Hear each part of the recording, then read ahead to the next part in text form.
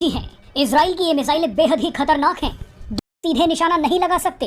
कई बार टारगेट तेजी इजराइल की इन मिसाइलों का इस्तेमाल कर रहे हैं, लेकिन भारत को इन्हीं मिसाइलों का सबसे खतरनाक वेरिएंट भेजा गया है।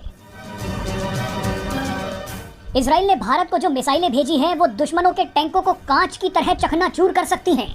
अब इन्हीं मिसाइलों का पहला कंसाइनमेंट भारत पहुंच चुका है। इजराइल ने भारत को स्पाइक एंटी टैंक गाइडेड मिसाइलें भेजी हैं। भारत को स्पाइक NLOS वेरिएंट भेजा गया है। NLOS यानी non line of site missile. आम बोलचाल की भाषा में कहें तो फायर होने के बाद non line of site missile कई बार रास्ता बदल सकती है।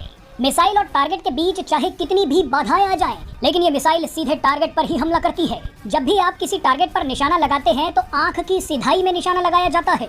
इसे लाइन ऑफ साइट कहा जाता है। लेकिन इजराइल की स्पाइक NLOS मिसाइल वहां भी पहुंच जाती है जहां आप दुनिया के करीब 38 देश इजराइल की इन मिसाइलों से अपनी जगह बदल लेता है। ऐसे में ये मिसाइल पीछा करती है और टारगेट को उड़ा देती है। स्पाइक NLOS मिसाइल 30 किलोमीटर की दूरी तक अपने लक्ष्य पर हमला कर सकती है। अब इजराइल की इसी मिसाइल की पहली खेप भारतीय वायुसेना को दे दी गई है। जानकारी के मुताबिक भारतीय वायुसेना इस मिसाइल को अपने MI-17 और अपाचे हेलीकॉप्टर में लगाएगी।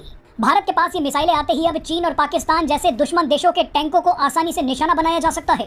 बताया जाता है कि दुनिया की कई बड़ी जंगों में जिन देशों के पास इजराइल की ये मिसाइलें थी, उन देशों को जंग में टैक्टिकल एडवांटेज मिला। बहरहाल बताया जा रहा है कि भारत ने फिलहाल स्पाइक NLOS मिसाइलों की सीमित संख्या ही ऑर्डर की है। भविष्य में मेक इन इंडिया के तहत इन मिसाइलों को बड़ी संख्या में लेने पर विचार किया जाएगा। मेक इन इंडिया के तहत ये इजरायली मिसाइलें भारत में बनाई जा सकती हैं और इनकी टेक्नोलॉजी ट्रांसफर पर भी विचार हो सकता है। शुरुआत में भारत इजराइल की ये मिसाइलें नहीं खरीद रहा था, क्योंकि भारत खुद ही खतरनाक एंटी टैंक गाइडेड मिसाइलें बनाने में लगा हुआ है। लेकिन दुनिया भर में बढ़ते जा रहे युद्ध के खतरे और चीन पाकिस्तान जैसे पड़ोसियों की वजह से भारत ने कुछ मिसाइलें इजराइल से अभी खरीदने का फैसला कर लिया। इजराइल से ये मिसाइलें बैकअप के तौर पर ली गई हैं, लेकिन भारत अपनी एंटी टैंक गाइडेड मिसाइलों पर काम जारी रखेगा। भारत के लिए एंटी टैंक गाइडेड मिसाइलें बेहद जरूरी है। चीन ने भारत की सीमा पर सैकड़ों टैंक तैनात कर रखे हैं। अगर कभी भी जंग की नौबत आई तो सबसे पहले टैंक ही हमला करते हैं। ऐसे में भारत के पास एंटी टैंक गाइडेड मिसाइल होनी ही चाहिए।